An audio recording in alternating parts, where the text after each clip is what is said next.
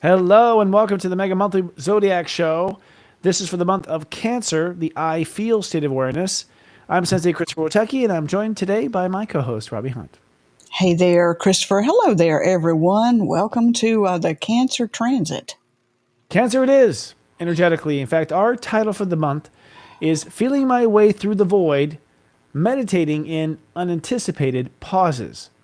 So we are predicting a hurry up and wait frustration month, right, Robbie?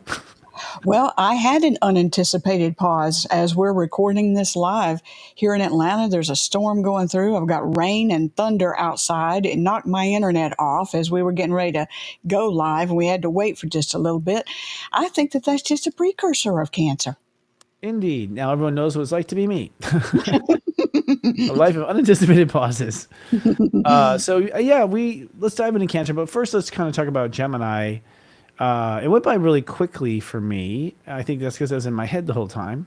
I Hmm. lost sense of space time a lot, and I myself felt I did feel a major upgrade. So my question to you, Robbie, is how did your mind and attitude shift about the future in Gemini? Have you had a shift in your outlook of the future? About the future, not quite so much, but more about how to use my thoughts. Mm. And what I mean by that is that I get lots of thoughts. I get lots of really good ideas. But lots of times it's, I think, just to express the idea, but I don't need to necessarily do anything with it. Mm-hmm. And what came to find for me personally is I come up with these ideas and they just stay in my head. And I think that what happens is like they get clogged up in this mental pipe. Mm. And if I at least sat down and wrote down about that idea, it seemed like it cleared up my mind and it just got it out into the world. Maybe it's not so much about me doing it, but it going out into the world. And so my mental pipeline was clearer as I was going through stuff. So I think Mm. that that's how it worked for me, you know? Ah, great. Your question. Oh, yeah. Oh, I do have a question for you. I know that because I have access to your personal chart there, Mr. Christopher, that Mm-hmm. you have Saturn in Gemini. Mm-hmm. How did Sun going over Saturn impact you? Tremendous ways. Jupiter also during the course of the year.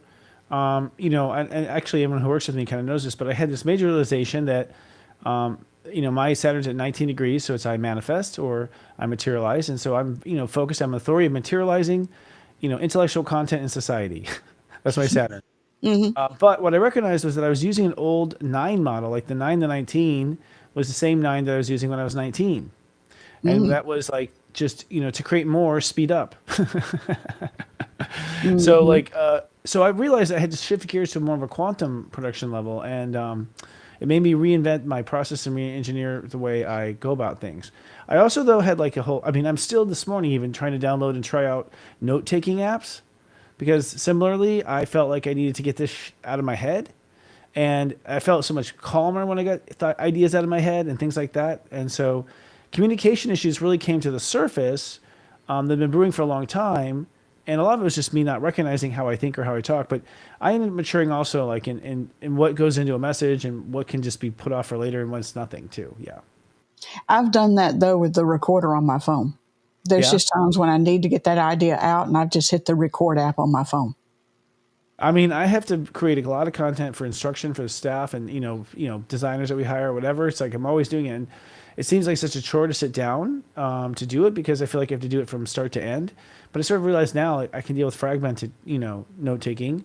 And the AI stuff is interesting actually when you add the AI component. I say give it a try. It's interesting to see what another mind has to say about your mind. True. And there's also one other thing that I did during Gemini, and that is I bought this little thing here. It's a little desk kind of a thing. I don't know if I can show it, That's but kind of there's a a thing. little thing there. It has a dry erase glass piece on it.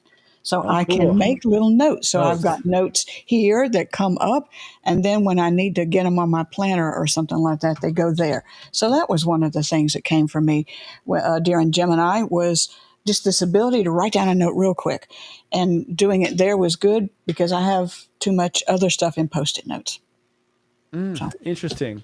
Yeah, I feel interesting in the sense of like it's about organizing data and where data goes. And and processing our data differently. And I've incorporated AI a little bit into my research, just to, with like quick history search. I mean, I'm finding very useful things like, every time in history this happened, and for astro dating and things like that. So I'm like bringing all these things to my fingertips. But I will say that my overall perspective on all of life changed, actually, which is interesting. The highest like mind thought about what is life kind of thing, which is already I was toward leaning to it, but I just adopted it as true, which may sound simple, but ultimately allows me to organize everything else underneath.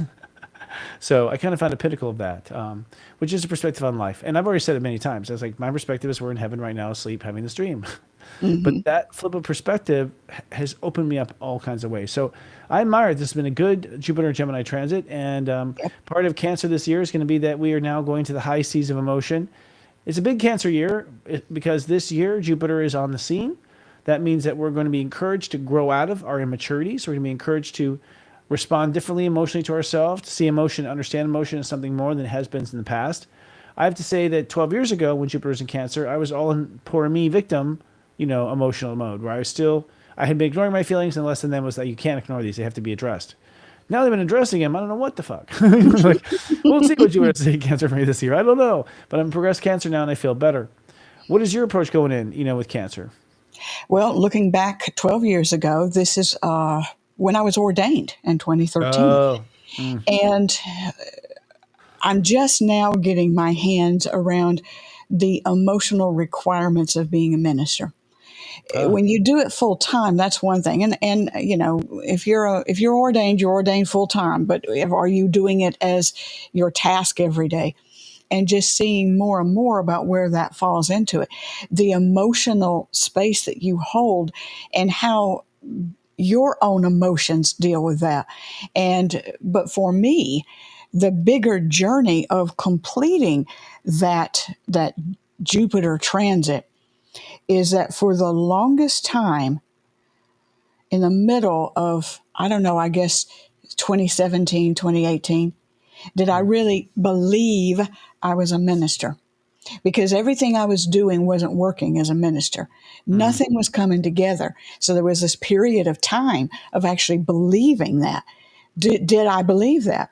Now, as Jupiter comes back into Cancer, not only do I believe it, but it now is a part of everything that I do.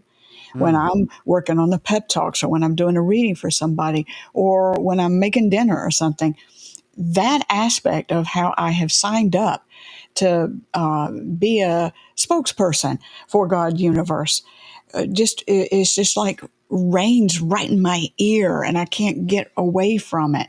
So I think that's a part of Jupiter in Cancer that I'm revisiting, what that feels like and what I believe that it's all about. All right. And I think to myself, everyone probably is going to have what seems like to you an emotional hang up you had at that time. And you overcame that emotional hang up in 12 years. And sometimes those take a lot, because if you had a lifetime where you were killed for it or something, you got a lot of emotional reversing. This year, as we go into Cancer, the whole collective consciousness is in a better place, because we've cleared out, or at least identified, all of our boogeymen, all the shadow, all the things. There's no surprise anymore. Nothing hiding or lurking in your soul after Neptune and Saturn have been in Pisces. So now, as we feel into ourself, we really are at the capacity to basically give ourselves a new childhood home. That's how I look at this month, as I look at the scope ahead. That you may have come from a bad home, as many of us did, which means we came from bad past lives prior to that. That's why we were born to a bad families, that we were a bad family to ourselves in the past life. We've cleared all that bad out now, and we're pure emotional potential. And so we have now the ability to really create, I feel like, the home you must come from to go to 5D. I agree. Everything you just said. I'll add one other little asterisk, because I like to keep it real. If there is some boogeyman, that there is a part that you haven't addressed or hasn't emotionally been at least acknowledged, you'll know it from September of this year to February of next year, because that is when both Saturn and Neptune go back into Pisces. Yeah, it'll be revealed to you.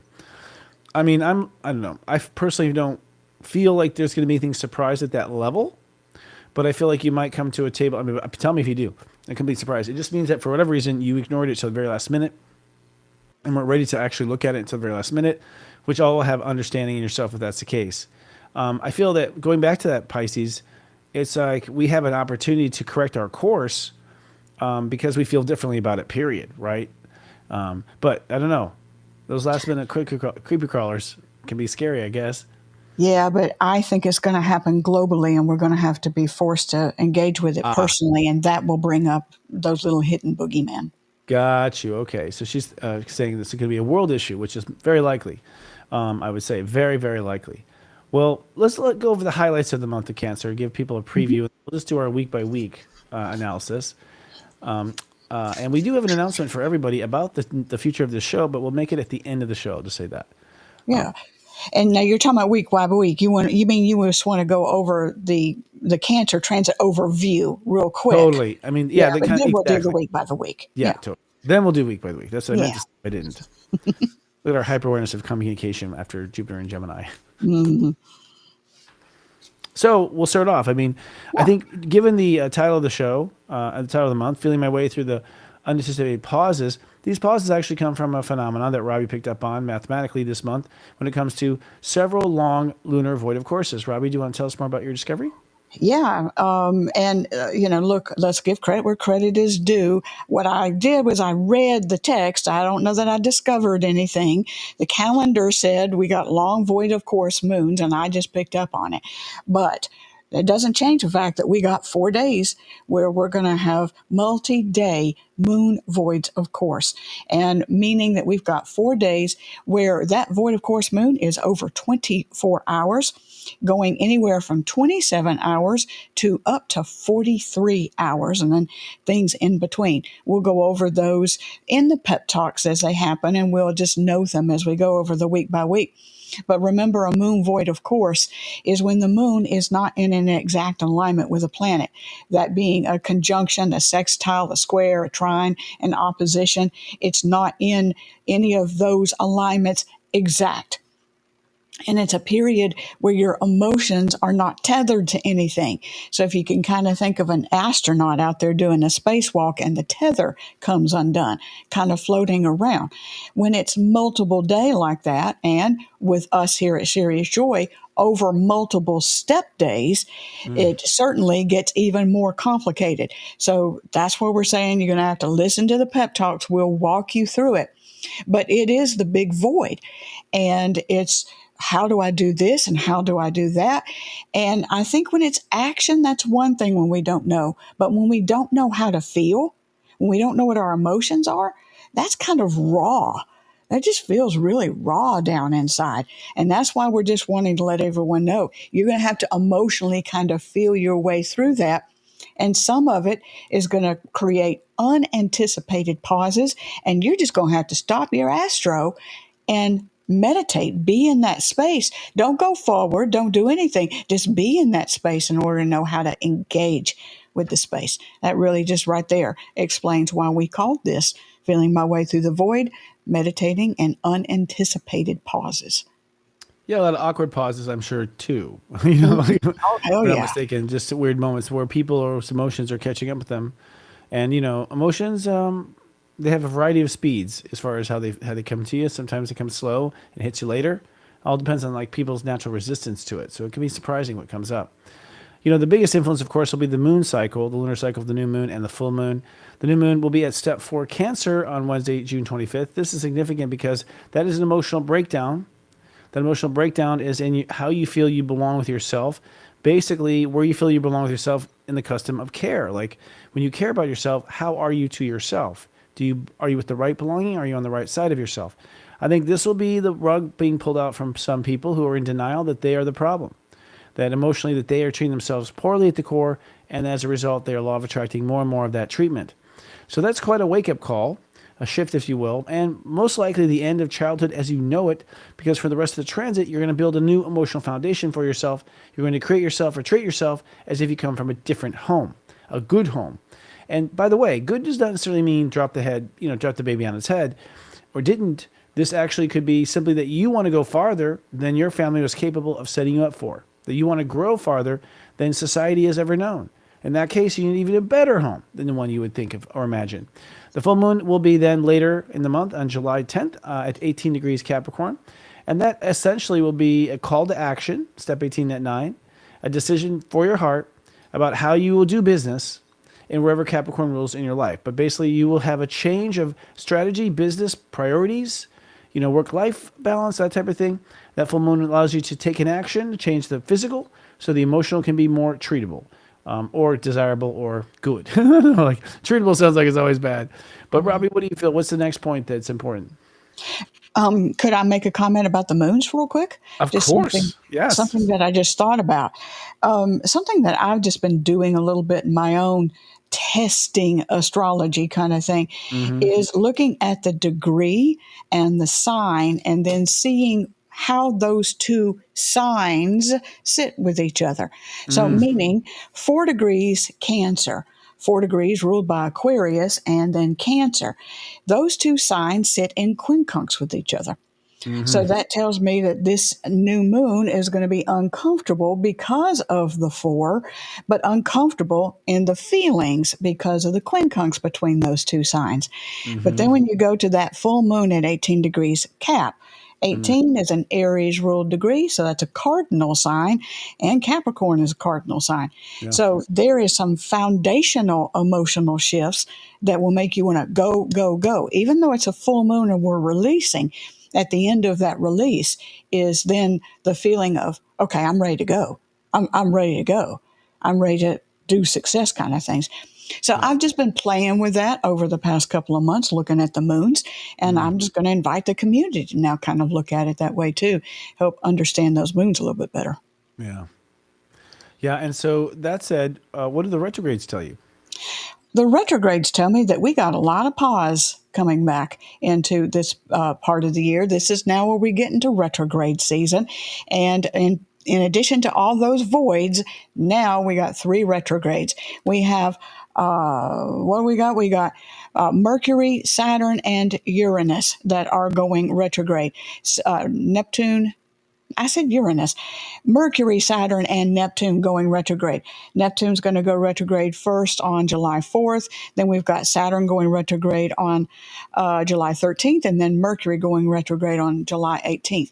To me, that's just and it's joining Pluto when it does that. So it's now, to me, retrogrades are always the great internal season. And that is the time of taking what all of those signs are and taking them internal, meaning go a whole lot more into what all of that was. And so it's a bit of a recap, if you think of it that way, that the planet got to a particular point. So Saturn will get to 2 before it retrogrades, Neptune gets to 2. And so it's the opportunity to go up to that point. And now, as you're going away from it, kind of think what it was like for you. And I think for both of those, Saturn and Neptune, when it goes back into Pisces, we already talked about it earlier. I think that there's a lot of last minute effort and work that Saturn and Neptune do because those planets will not be back in those places for 29 and 165 years, Saturn and Neptune, respectively. So there's a lot going on. And then Mercury is going to go retrograde and just going to go, you're going to have to change how you think about all of it anyway. So don't get set on your ideas about any of it. Indeed. And I would say the retrogrades are kind of like that pause as well, go within 100%. And having these go retrograde, I think, is, we lose our power with Saturn, we lose our mind. These are going offline, and Neptune, our intuition. So we're kind of down. It's no self-driving car with that going on. And Now, doing that all during those voids, during right, all those okay, interesting. voids. Yeah, interesting. So we have Yeah. the emotional void, and then we have the retrograde. We're just kind of like, it's almost like we're on a waterbed, and God is jumping on it on purpose. And so we're all being Or like, put a leak in it, yeah, put a leak in it. And really we're, leaking we're out. in the waterbed and just noticing going, Oh, you wake up on that flat board. yeah. Their ingresses are also important too, because when we change signs of planets, and planets change signs, and they change complete the character of what they are representing, and it's a big deal. The biggest deal I think I want to talk about is Mercury into Leo on June 25th. I mean 26th. This is going to be, I think, great because the mind's returning to the heart after Mars has gone through Leo. So we're really analyzing and coming into what we can think about love and self-love and what we can't. That's going to be great. Venus in a Gemini means we're going to be starting to accept ourselves in new, bold words. And I think coming up with a vocabulary that describes the new us, The mind's sort of getting on board. It's almost like we've built a new person, but we haven't written the brochure yet. And that's what I think Venus and Gemini is going to ultimately do. And then Uranus and Gemini, is going to be intense because Uranus and Gemini says, okay, everything you're thinking, everything you know, let's take it up to another dimension. Let's take it up to a higher vibration. And so everything you think is now wrong after just 2 minutes ago, I thought it was right. So I think that Uranus is going to be, really opening the door and blowing our minds with certain things. And I think we can look forward to that in a good way. Technology, too, is going to go through the roof as well once Uranus is in Gemini. But there's one conjunction in the month, Robbie, that I've been excited about every horoscope. Oh, you're always excited about this conjunction, and that is the Sun conjunct Jupiter. And this year it's at 3 degrees Cancer. And it's even more significant because Jupiter is the ruler of step 3. So I think what we internally, or how we internalize our belief structure and in Cancer, that's really working the 2 and the 3. So if you think about it in terms of the step system, what you're protecting with your heart, you're going to just double down even more with your emotions and with your beliefs.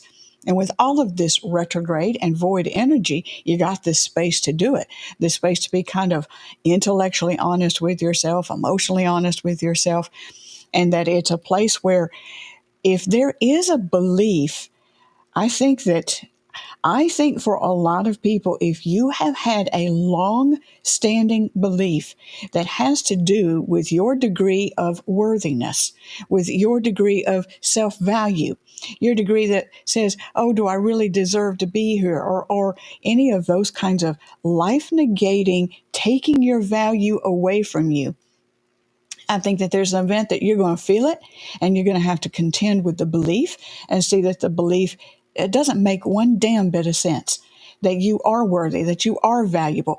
I don't care what your past is. I don't care what you've done wrong. That by the fact that you're a human and that you're here, that there is a feeling that you are worth more than what your past or what others might think or of any of that kind of stuff. I think it's a strong conjunction that will shift a belief. And I think if you will go into it now, as we're on the edge of going into Cancer, if you go into it now and say, there is a belief that I want to knock out of the park, I am done with that belief. If you'll aim toward maybe doing some ceremony or something like that with this conjunction, I think you can do it. I'll be doing ceremony. Starts with a bottle of wine. Just kidding.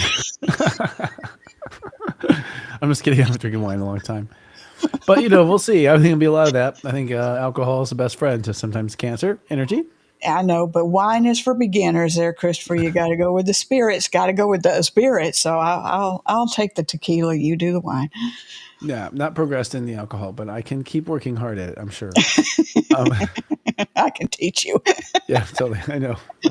Light workers do drink. I tell you that right now. So moving on to the weeks, we'll do a week-by-week analysis now of the coming up. Each week is based on us. I guess we're finishing off the week in a calendar sense, so sometimes the step number varies, by the way. And energetically, week 1 is when we move from step 0 to 6 in Cancer, and so that is going to be us claiming space, 0, claiming space for a new emotional foundation, a new way of being grounded. It could begin as needing to be grounded, feeling overwhelmed, and you're not grounded enough. I mean, that could be the start of it. But by the Friday, which is step 6, you will then come to emotional peace with yourself, ideally. So we title this week 1 as Belonging with My Love-Inspired Self, my self-love-inspired self, really. Now that you've been loving yourself and loving yourself some more, and you've been coming through your darkness, you will belong most with that part of yourself, which will then change the world.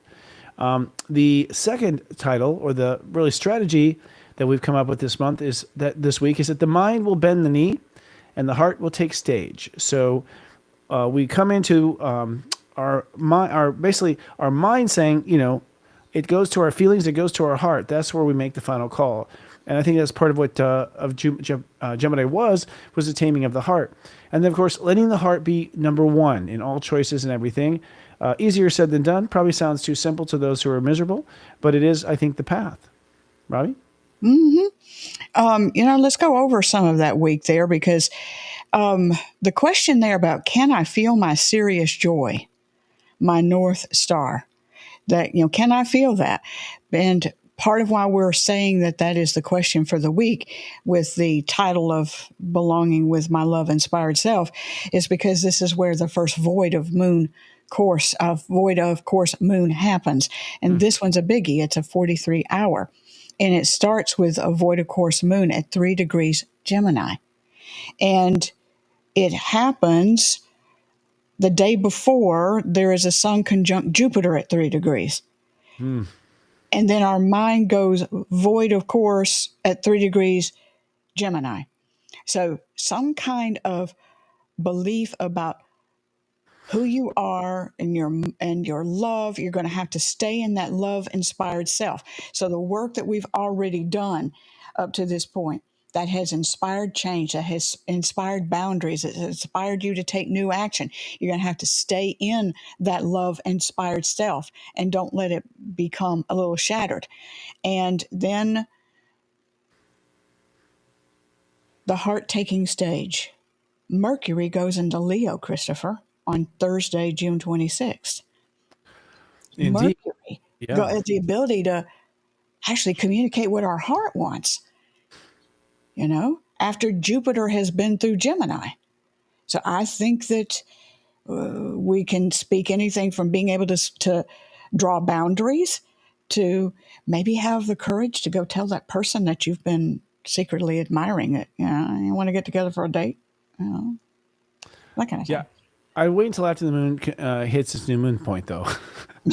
Yeah. Personally, I mean, I feel like, can I feel my Sirius Joy in my North Star? That is your heart, of course, and can you feel that part of your heart in every moment? That's really important because, as far as feelings are supposed to go, if there's a way they should be, I mean, you really shouldn't shit all over yourself, but the way they could be is always the heart's intention. The heart has the best intention. So if the mind's listening, that's great. There's some bumpiness along the line there with the sun squaring Neptune, so we sort of break away from delusion, and the sun conjuncting Jupiter, so then we like educate our delusion more, and come into a belief about ourselves. And I have a feeling that sun conjunct Jupiter that I love talking about, it's really exciting because it's step 3. And step 3 is like forever and ever and ever and ever and ever. Like happily ever after is step 3 Jupiter. That it's never going to stop. It's just going to always be this way. And that kind of joy, I think, is probably around some sort of belief about ourselves that I think we will probably, in some ways, go, I really do believe I could do this. I've just been pretending for everyone else. That sort of thing. Where you realize that you're behind you, it's just, no one else was. That's a good example of where you're living in a short, self-limited belief. You're living in a belief that made your life or shorted out your energy. And so what I'm getting at is that's the day, like you said before, the new moon. And I feel that new moon on Tuesday, and this is Tuesday, we're talking about the week. There is a breakdown, a realization where you could be changed forever, I feel. I really do. And that's my comments on those things. And I think then when the mind shows up in Leo, like you said, it's like there's something to celebrate. The mind doesn't have to argue anymore, too. Mm-hmm. Well, that new moon at 4 degrees, look, 4, as you are, always saying, 4 is a door. And if there's an emotional door there that is keeping us from something, that new moon, with the conjunction of Sun and Jupiter before it, has the potential to, that's why I say knock an old belief out of the park and get rid of it. Just get rid of it, Yeah. A real So, fundamental one. I remember one that happened for me was when I realized I had told myself I couldn't be on camera. I don't know why. I didn't think I was good looking enough. I didn't think I had what it took. I was comparing myself to people in LA. And but then I realized myself, well, actually, I believe I'm better than all these hokies that I've been directing because I've been directing talent. And I was like, ugh, why can't they get this? Long story short, once I realized, like, why did I limit myself with that? I don't even know why I did that. But then I realized I do believe I'd be good on. Like, move over, let me do it. So, Robbie, you're excused. No, I'm kidding.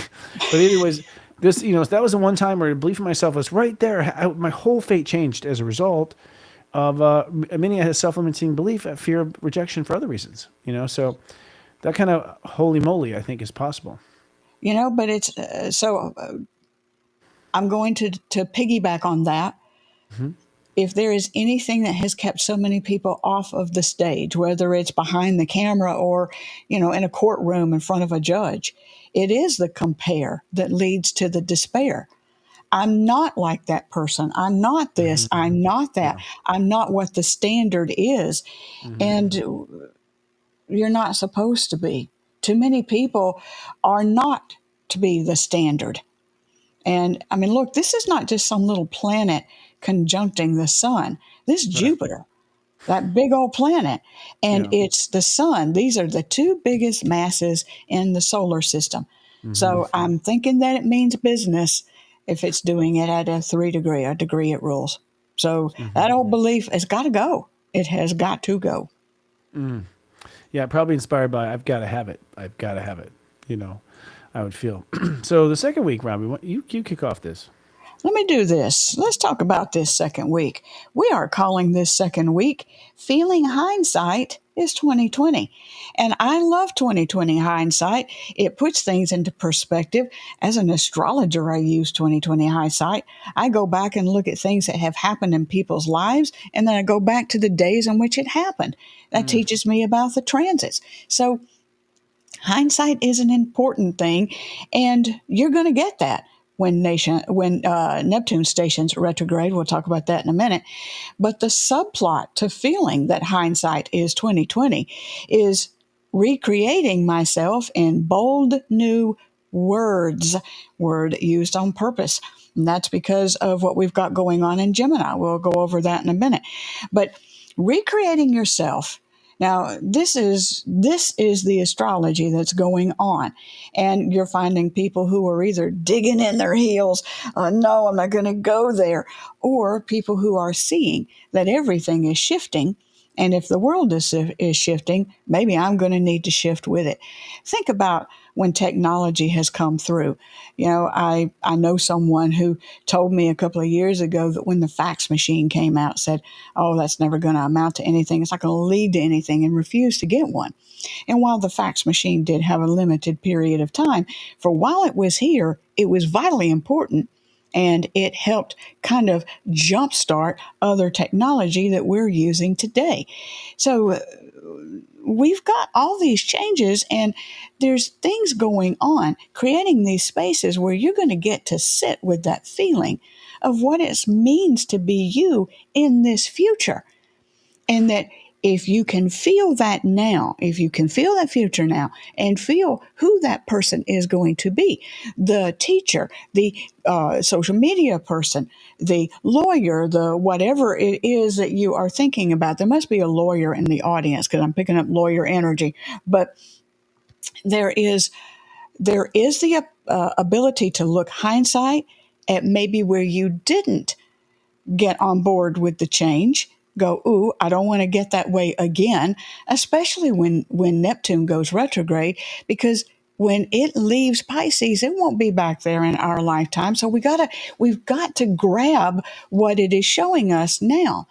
And then the question, how do I protect myself from the contrarian, the well-meaning intentions of others? Like, oh, those people who want to tell you this is just temporary, this isn't going to work, that you're subscribing to some kind of future pie in the sky kind of thing, that like, no, because your hindsight tells you differently. And hindsight also gets into the intuitive sense. So Christopher, this is a big week in which I think that we can actually ground ourselves even despite this void, despite that this is now the one retrograde that starts in Cancer, that this is a week that with all three of those things that we can ground ourselves and actually feel like we're participating in the astrology and not having to just steady ourselves against it. Well, I think that's. I hope that's the way it turns out. That's quite a provision. I Well, feel I'm thinking of the future. you are now. Yeah, I'm revealing it. We go from 7 to 13 as far as step numbers are concerned, and to me, this is a growing up, maturing period. I think the epicenter is really the 8. Once we have that step 8, we decide how we feel and how we don't feel, and that decision of how we feel and don't feel really draws a line in the water raft. Draws a line in the rapids, and at that point, you're diverting your feelings in different directions. So the turning point is step 8. I think of this transit, and then once we get to 11, where we're feeling good about ourselves and feeling good about ourselves some more, then we start to venture out and say, okay, what about my life do I feel good about? What about my life do I not feel good about? And ultimately, I feel we're all going to not feel like we fit into our world because we've outgrown it. So nothing's going to feel comfortable. Nothing's going to feel natural. in that stage. And that leads us to the United States birthday, July 4th, which is step 13. That's when we have an emotional revolution where we realize our heart believes in something. Our heart believes we belong somewhere else. And this is where, you found where you were comfortable in your own skin the last week. Now that you're comfortable in your own skin, are you comfortable in your own life? And that's the overall, I think, the theme of this week. And then I think the aspect too with the title, feeling is 2020. It's like feeling is 2020 because at the end of the day, no matter what your mind thought it saw, it did not see it correctly. You did not interpret it correctly because there's no correct when it comes to just an observation. That's all the mind does is an observation. Who you are can be felt in your heart and in your emotions. So when you feel back to the past and you recall the feelings, that is the most 2020 you'll ever be. In an effort to maybe let go of the thoughts and instead use that Jupiter energy to create bold new words. So, I feel like you have, like you said, this huge void of course going on Wednesday, right, Robbie? And I think what step number is it that Wednesday? I'm not sure on that void of course. I haven't looked that up yet. But it preludes right there. It's a prelude just 2 days later to the emotional revolution, which Venus conjuncts Uranus that day. It does. And hold on, I got distracted by something, Christopher. Can I Okay. bring something up real quick? Something that I have seen in the comments? Because I think it's really important. And I want to address a comment from James Porterfield because he's a big supporter of ours and we love James. He makes a comment that when Sensei uses terms like you could be changed forever, that it brings up fear in me that I haven't done enough work and will miss the change. Here's what I want to say about that. God universe can use any door, can use any spot, can use any situation, can use any element to make the change when you are ready. You don't have to wait on an astrological transit. You don't have to wait on what Christopher or I might say. It is when you are ready. And when you are ready, do not doubt what the universe will do to rush to you to make that happen. So while this transit may be something that part of the world will use, and maybe because of who you are, your karma, your chart, you're not ready to use that transit, God universe will give you the transit that is right for you when it is time to make that change. So that's part of the compare and despair. We all are so unique and so individual that when your time is here, do not think that anything will stop it. We love you, James. We do. I was thinking about your commercial you came on for United Light just now. I was trying to make a comment on that. Thought, not time for that. So that's me editing myself, pardon. I agree. I feel the only competition you're in is with yourself. And that's the truth of life, really. And it comes at your time and your way. I find the hard part not going along to what my feels is best. Like I feel mine.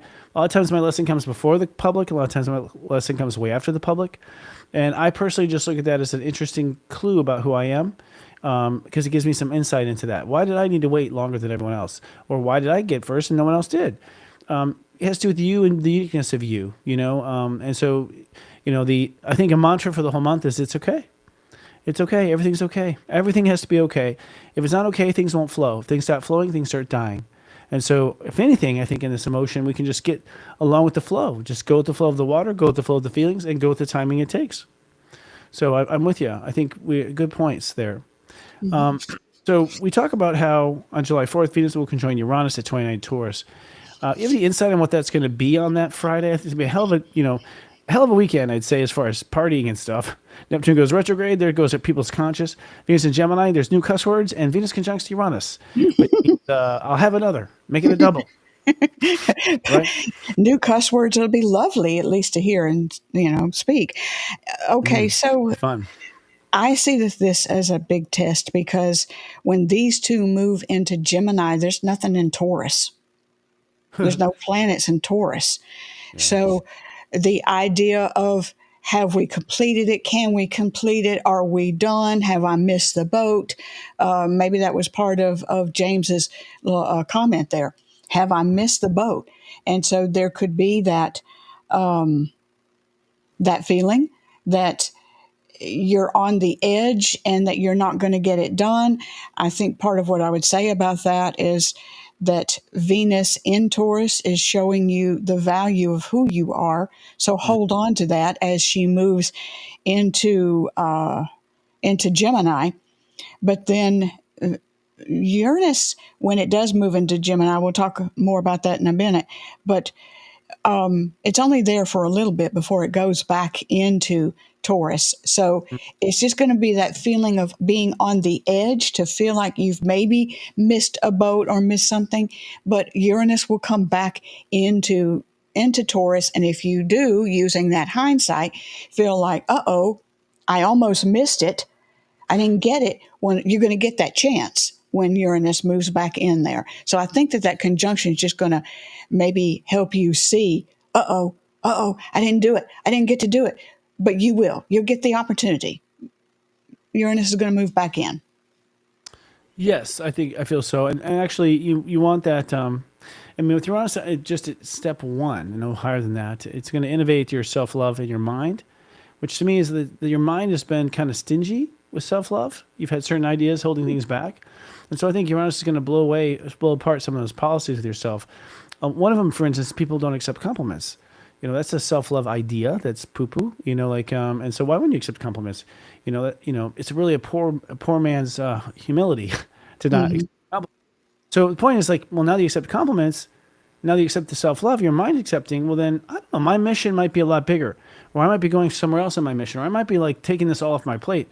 I don't have to prove anything. I don't have to do anything. So I think when Uranus goes back into Taurus, you draw up the blueprints to end at a different destination. It's like, now that you have this lifted off your mind, now you're thinking differently, and by then you're feeling better because we've gone through Cancer. Well, now what will I do with my mission? So I think it's going to be interesting to see how I change. Anyways, I'm curious. How am I going to change? I feel like I've always known it. It'll be interesting for all of the Tauruses. You've been used to having that presence there, knocking you around in ways that make you very uncomfortable, and maybe for the Tauruses, it will actually feel like a break for a bit until Uranus goes back.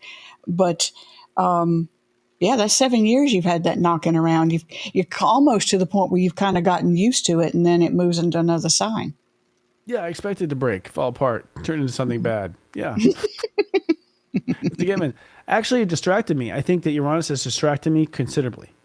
I was more focused, more on my point, more productive, more everything, until Uranus came in my sign and kept getting in the way and forcing me to reroute stuff over and over again. So it's been like a bully in front of me every 2 feet. Every time I take a couple steps, Uranus is like, nope, it's getting up, on, around, under, but not here. So it's like, it's really broken my my patterns of behavior and all sorts of stuff. And I feel like I'm still not together again. I'm definitely Humpty Dumpty. When Uranus goes and stays in Gemini for good, God damn it, I think that I'll finally come back together again, but obviously in new ways, considering all these new things that Uranus proposed. So I'd say that Uranus in your sign takes you off track over and over and over again. It's about nothing but surprise. The only plan you should plan is change your plans. That's my advice. Good luck, Geminis. Glad it's out of my sign. So the weekends also with Neptune retrograding at 2 degrees Aries. I would think that we'll see a lot of astrologers talking negative about this, because typically with Neptune, people often go that easy to reach, the idea of deception, right? Deception is a theme for sure, and I want to put out there that it's a theme in many ways. You can, be deceptive. You might realize you've been deceptive to yourself the whole time. You've been lying to yourself. You haven't been honest with yourself. You've been just pretending like everything's fine as that person sinks or whatever, and you avoid the inevitable. Sometimes the deception is your sudden idea, where it's just like, I don't know what I'm going to do. I'm going to rob banks and not get caught for it. Okay. It's like, so sometimes deception comes at all times. So I can't say the director or retrograde would be either an indication of the deceptive energy, but I will say that with Neptune's influence gone and spirits not there whispering over and over what it is, you probably will see some shadow and some things you hadn't seen before. If anything, I think Neptune might have been glossing things over. What are your thoughts, Robbie? I agree. Neptune is a planet that will show you your illusions. It doesn't create the illusions. It shows you that you haven't accepted a full truth and you watered it down and made it into something else. So you got a complete truth about something. And because you ran it through your human filters of your own culture, your traditions, your ideas, your beliefs, your fears, all that, it has become something totally different. But I think what it will also do is help us understand a lot about how we feel about our ego. And Christopher, I'm going to tag on to something that you're the only astrologer I know who brings this up. And that is about feeling what the planet in the sign is going to do. You can feel all of it when it gets to 2 degrees, and Neptune's going to be there. Can you talk a little bit more about that? Yes, I feel actually there'll be a real retreat point. So Neptune retrograding there, this is on a revolution too. You've realized your heart believes in something else, that you have to change your life. And Neptune retrogrades at 2. And I think what 2 was giving us was a lot of like can-do energy. So I think with Saturn at 1 and Neptune at 2, we've been feeling strong. We feel like we got this. We feel like this. We feel like that. Neptune retrograded then I think is a point of just like, whoa, I don't know what I feel anymore. And with Neptune at 2, you can feel the truth. You can feel the entire spectrum. You can feel all that's possible. So I think it's almost a meditative state where you can feel what is true and what is, but to also feel that the initial ambition to get going was not what the story actually is. So there's I think in that moment, I think you end up slipping, so to speak.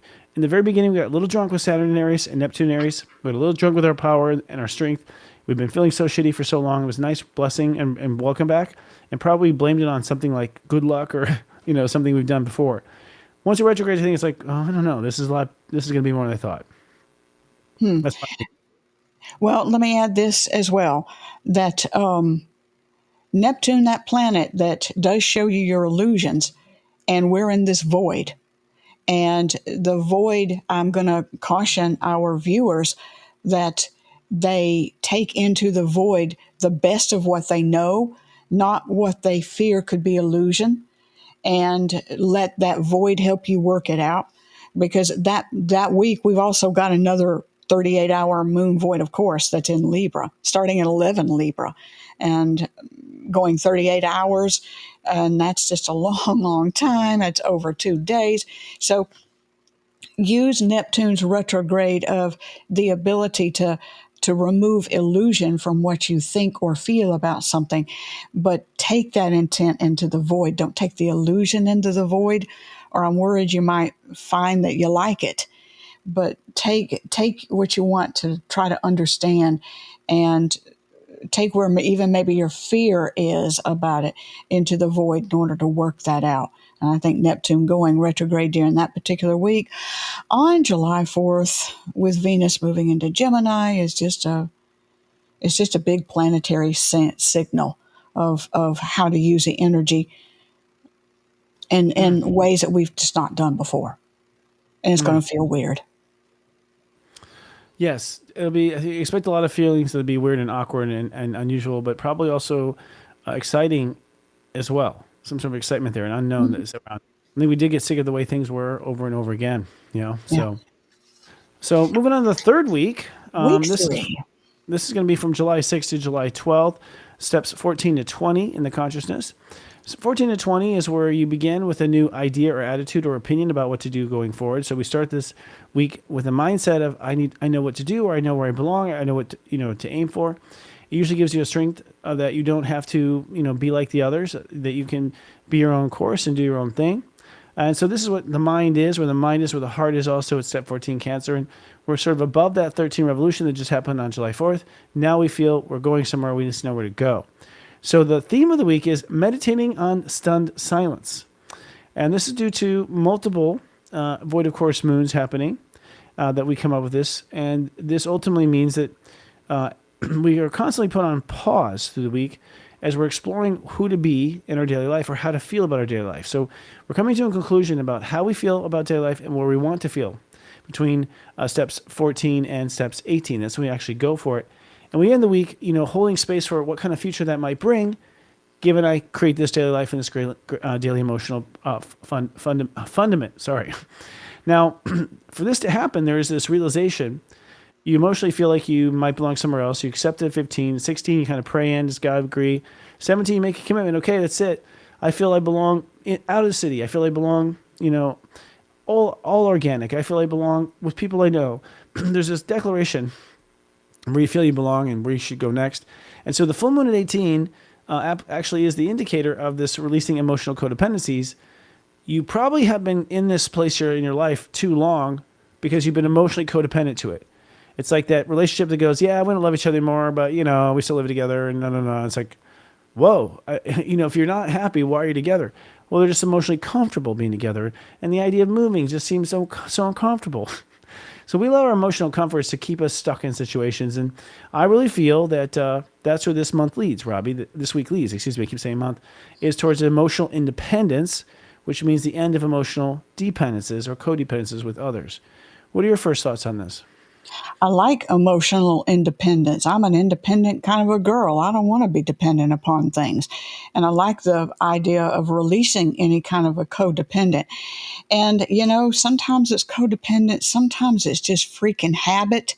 Sometimes we just get so caught in emotional habits. And those emotional habits of hold my tongue, don't say anything, we don't hold an emotional boundary, just a bazillion things. So I am glad that something's going to come in and deliver a bit of a shove, a nudge, maybe, of getting out of an emotionally dependent situation. And we move into those situations because at some point when you do that, it benefits you. You originally do it sometimes out of fear or whatever. You stay in it because you're perceiving some kind of benefit. Oh, if I don't say anything, he won't complain. Until one day, that benefit is not there. Dependency oftentimes is based upon that you've gotten some kind of perceived benefit.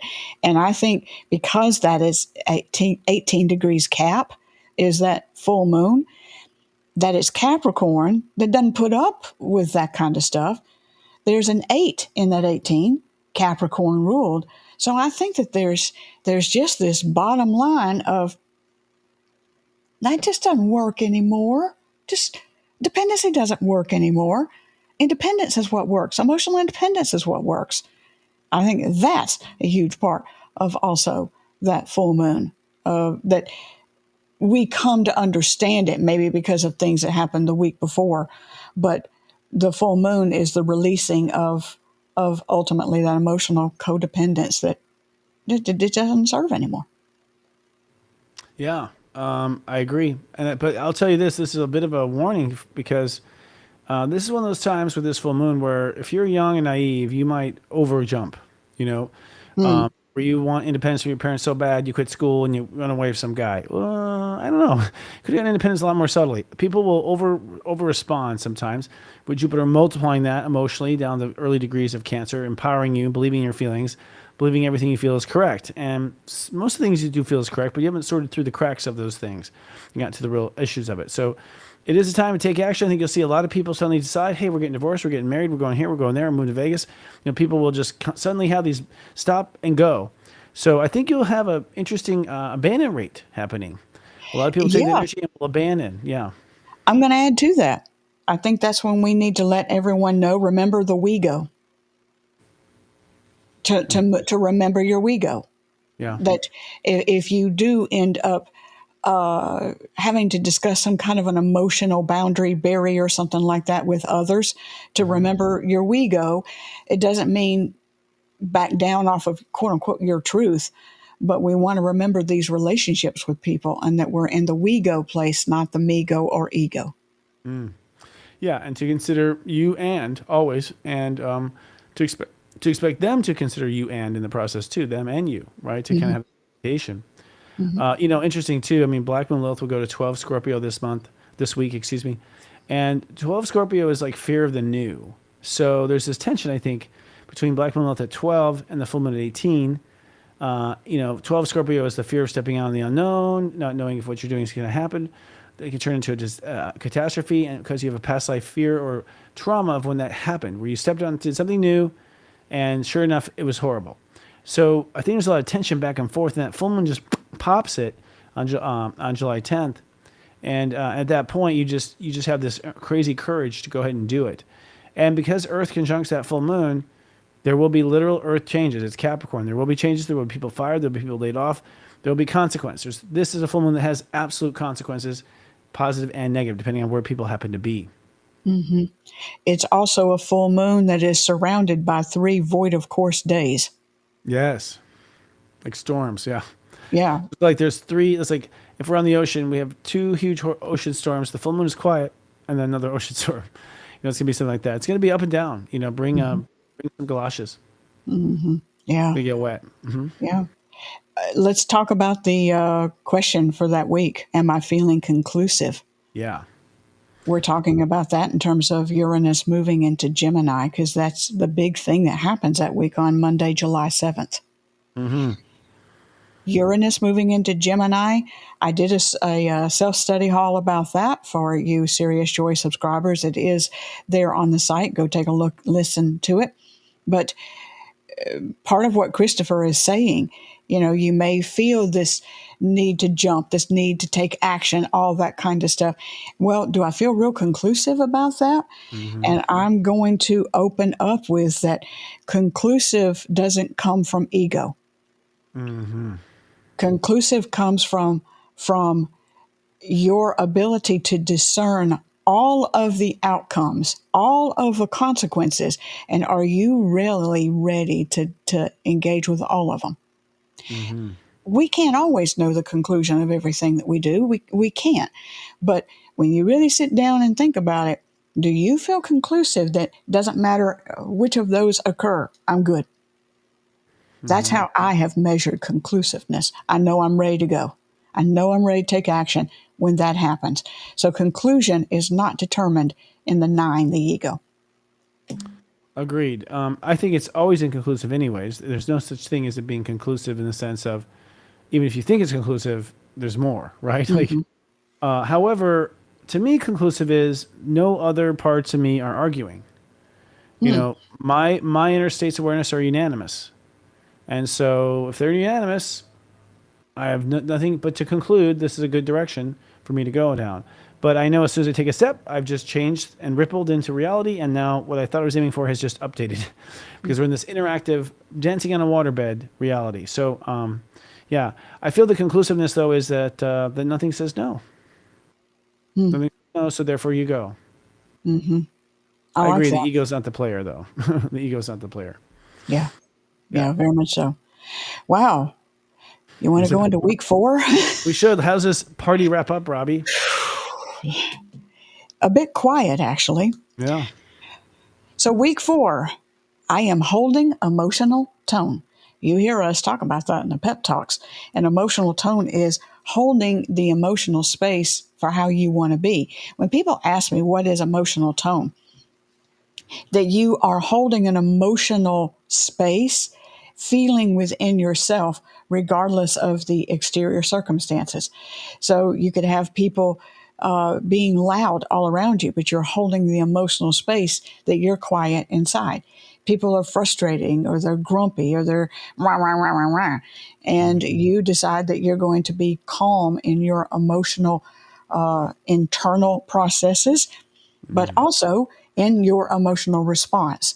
That if people are being nasty and angry, you don't have to move into this space.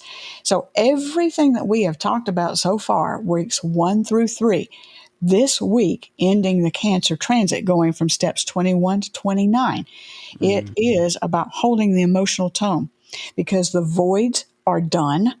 We're done with all those voids. And the big thing of the week is the final retrogrades, the final, taking the air out of the balloon kind of thing, is that last little bit.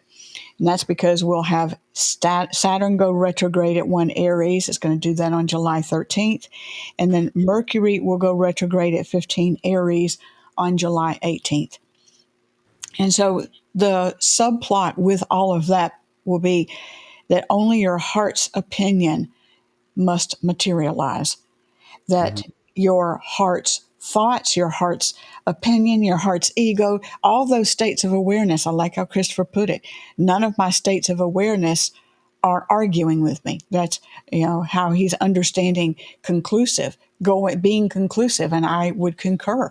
So it's I'm holding such an emotional tone that now my heart's opinion is all that I've got to follow. not the grumpitude of the people around me, not the anger, not the confusion, not the illusion, not the contrarian, not the people pointing fingers. I don't need to follow any of that. My heart's opinion is what has got to emotionally materialize. And Christopher, I like this question. Is what I'm living up to the emotional opinion of myself or others? Mm-hmm. That's Mm-hmm. like a big question, Yeah. you know? Well, what this is setting us up to, fight for ourselves here in these last few days. It's step 21 through step 29. So we're feeling into where we fit into the global, how we float into the ocean, communities and things like that, where the whole world, the whole perspective of the world has an emotional influence on us. Now, what we're learning as we mature is that we actually must be responsible for our own emotional tone, and then that will find its match in society. So, to some degree, a Saturn retrograde happening into the week and Mercury retrograding later, the universe has shown us everything there is to see. And so now that we're at sea with these feelings, literally kind of bobbing up and down, I feel that our job is to let that emotional tone, like to come to that with that emotional tone that we want to feel, and then see how that either connects or doesn't connect with our world, our community, our families, etc. So this is really the big long-term family transit for long-term emotional security that happens in this week. And when you're trying to determine how you feel, to know if you're feeling this way to satisfy another person or satisfy you is the real reveal of delusion. And most of the time, you are always wanting to satisfy you, but you thought the only thing that would satisfy you would be satisfying them. And so that's where it gets a little sticky. But I think we're going to get to a point where we realize we're here to feel good about ourselves, feel good about our life. Whether or not someone agrees or joins or supports has nothing to do with that principle of feeling good about yourself. Nothing. So I feel the retrograde Saturn 1 is like, I think we go very quiet this week. I think we go very meditative. I think this is one of those weeks where it's so freaking hot in the summertime and there's no wind blowing and everything's just getting kind of crispy. You're just like, ugh. Very hot and humid. Will the wind blow, please?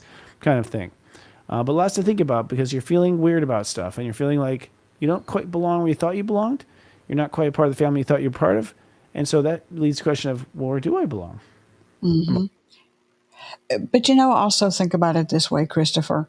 We are in such new territory that none of us really knows how we're supposed to feel. There should be nothing familiar. But I know I'm Right, supposed to feel joyful. I know I'm supposed to feel happy and excited. And, that's what I want to feel. So, yep. And that's what I was about to say. If you don't know how you should feel, then go for the highest feeling. And that is your heart and the joy. yes, I am that going to is bring the up, direction. Yeah, go ahead. yeah, no, and I'm going to bring up one other thing about this particular week, and that's Black Moon Lilith, because Black Moon Lilith goes to 13 Scorpio. Yeah. And I'm During not the looking, revolution. yeah, I'm not looking forward to that. Because to me, 13 Scorpio is that and 22 Scorpio. I find that that's going to be a breakdown of some kind of a fear. And that could be rough. I think breaking down a fear is, it's like breaking a box down to get it ready to go to recycling. And if you don't break that thing down right, maybe you got cutters or something like that, you can slice your hand open. And so I think if there's any fear that comes up during this week with that feeling, all that retrograde energy and that just the air is being sucked out of something, just be mindful. Be mindful of how you do things. I don't mean like, action. I just mean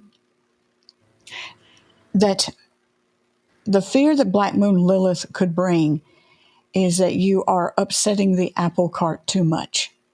And no, so many of us are upsetting the apple cart. That's exactly what so much of this is about. And to do it, to do it. I don't mean be rash. I don't mean be crazy, but we're in this new place and these old feelings of what society has done. You don't hold on to those anymore. That's just an old crutch. It's just an old crutch. And that being at 13, it is going to be a breakdown about a belief of some sort. And I'm thinking that it's literally the question. that you have believed yourself to feel and be more independent, and you realize that you're not. Okay. That'd be It's the okay. case. I feel it's for most people, it's going to be that to do best for you, you're going to rock the boat and make everyone happy. And so you have memories of times when you did that before, when you were the black sheep, you're the bad one, you're the one that did it. But now that you're here again, you'll be realizing the truth that you're not living your life for them. You're not living your life for anyone but yourself. And if you waste this time, you waste this moment, you're going to regret it. When you go up to the company heaven, you look down and you go, oh man, why was I worried about what they felt? Because if you look around, as soon as you're out of the room, they don't care. I think a lot of people who like emotionally are vampires and live off of you, they seem like they've got to have it their way the whole time, and their life just depends on it. Oh my God, why don't you understand what you're putting me through? The feelings and none. And it's like as soon as you leave the room, they're like, boom, they find someone else. And if you could just witness that, you realize, oh, this is a pattern, you know. So I think emotional codependence. That's what really what we break free from. And Black Lilith is that fear that if I do what's right for me, I'm going to piss everybody off, and I welcome it. At this point, it's not going to be a bad thing. But Well, and I think if we even view it as pissing them off, that even that is they may be pissed off, but I'm not going to take it that way. But there's also this other thing that just came into my head. A good friend of mine has been evaluating her Twitter or her X performance. She's got, I don't know, 100,000 followers, something like that. But the engagement has been really very low until she started being much more authentic and noticed that the engagement was picking up. But it was the kind of engagement, it was bots. They found out in her numbers it was all bots. And so it was like this big awakening for her that she had been worried about upsetting the apple cart. And when she did, the truth actually shook out that most of her followers, probably I say most, I think it turned out to be like about 10%, somewhere around that, was mechanical bots and some farm somewhere where there's all these phones just auto responding. And I think that that's a great analogy for what people may find out. Now, when they actually do some of this and people rattle their sabers and they do this and they do that, now you see the faults behind it. You see the faults behind them. Not you, them. You thought they were friends. You thought they were supporters. You thought that they had good ideas. You thought all this stuff. But when they start rattling the cage, because you rattled the cage, you find they're just bots. So keep that vision in the back of your mind. They're just bots. I'm not trying to yes, dehumanize people. I'm just saying that the impact to what they are is bot. It's just bot. this is just me playing a version of myself in the game, pretending to be someone else in front of me, and that's where Mm-hmm. my now. It's like this is all an illusion. It's all my dream. It's all me. But at the end of the day, getting the course of how you feel is very important because if you can't get your feelings on your side and you on your side of your feelings, you're not going to manifest very much because abundance does come down to how much passion and emotion you have behind it. So I would say take this month of Cancer and get out all the wrinkles and feel good about yourself. The mantra is I feel good. I feel good about myself. I feel good about my life. Those three, if you can say it, you've achieved in a major way. And Jupiter will be in Cancer for a full year. So there's a Yep. lot of surprises and little, creepy crawlers and corners and things that we look forward to. I can't wait.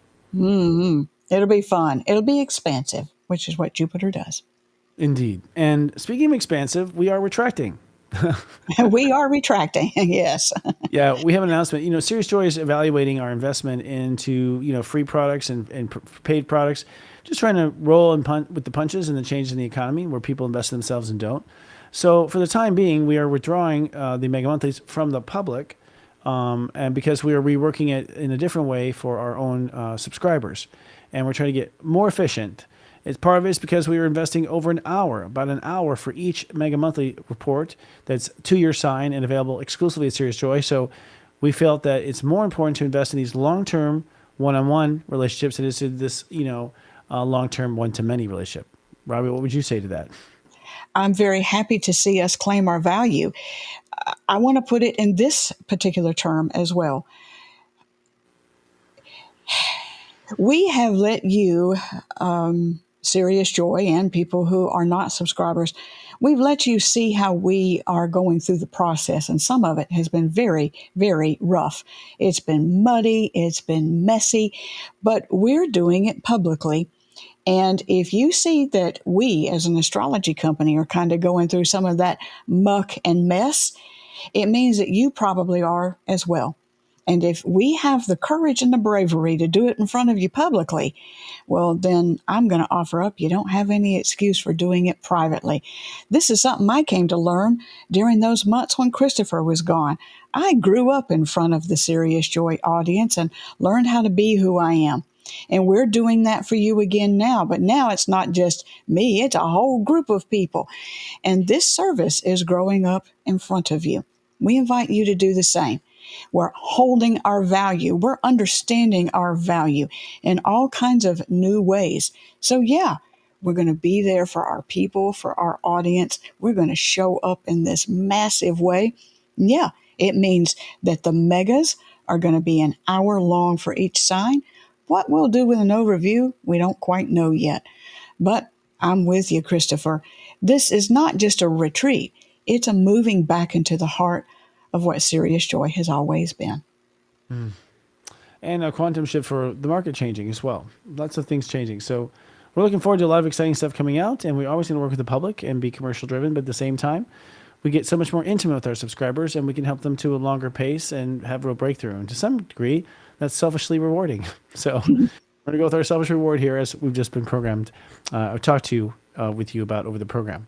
Yeah. All right, Robbie. Well, I think that's it for Mega Monthly Cancer. I'm exhausted. It feels like, we need a break. All that talk of emotion. We're ready for a nap, right? I am totally. Bring my teddy bear. We will be always broadcasting on SiriusJoy.com when it comes to the monthlies. If you sign up for $3.99, you can, and you will see access as soon as the sun goes zero Cancer. You will see complete access to all 12 Mega Monthlies, which is an hour discussion about your sign.